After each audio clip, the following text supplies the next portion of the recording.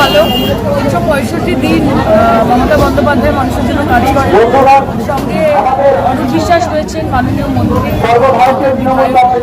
গোটা টালিগঞ্জটাকে অত্যন্ত সুন্দরভাবে সাজিয়েছেন, মানুষের পাশে সমর্থন থাকে।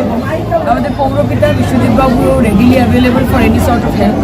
আমার মনে হয় সেটার একটি রিফ্লেকশন থাকে, মানুষ যে সহজভাবে বেরিয়ে আসছে সেটা তৃণমূল এবং তৃণমূলের সরকারের প্রতি মানুষের আমরা 365 দিন রোজ বৃষ্টি ঝড়কে উপেক্ষা করে মানুষের পাশে থেকে মানুষের কাজ করি।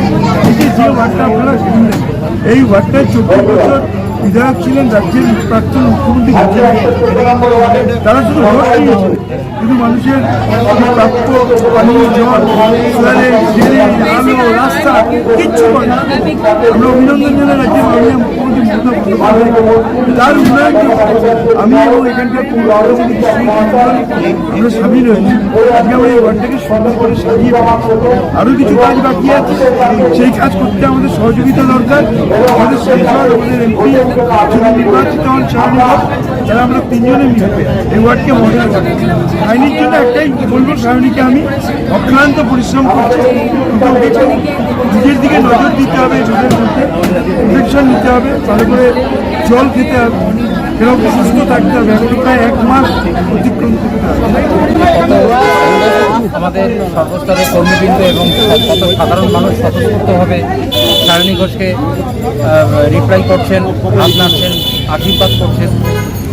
এবং 114 আমরা যেহেতু 365 দিন সারাটা বছর মানুষের সঙ্গে থাকি, আমাদের মন্ত্রী অরূপ বিশ্বাস মহাশয় সারাটা বছর মানুষের ডাকে সারা দেন, প্রয়োজনে অপ্রয়োজনে থাকেন। সুতরাং উনি যখনই আসেন, আর সঙ্গে তো প্রার্থী আছে সায়নী ঘোষ, সুতরাং মানুষের তো সমর্থন এবং সাধারণ মানুষ এবং কর্মীদের সকলের গত লোকসভা ভোটে যা লিড হয়েছিল তার চেয়ে বেশি হবে। আমি সংখ্যা বলছি না, সংখ্যা বলা সম্ভব।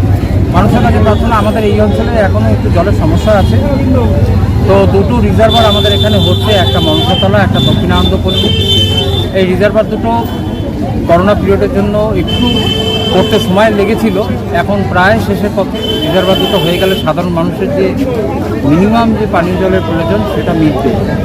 মেজর কাজ 90% কাজ হয়ে গেছে, 10% কাজ বাকি আছে, কিছু ড্রেনের কাজ বাকি আছে, যেটা বললাম রিজার্ভারের কাজ বাকি আছে, এরকম ছোটোখাটো কাজ বাকি আছে। আমি বলবো 100% শান্তি আছে। বিরোধী নেতা সে তো চাইবেই বাতাসে বপন বীজ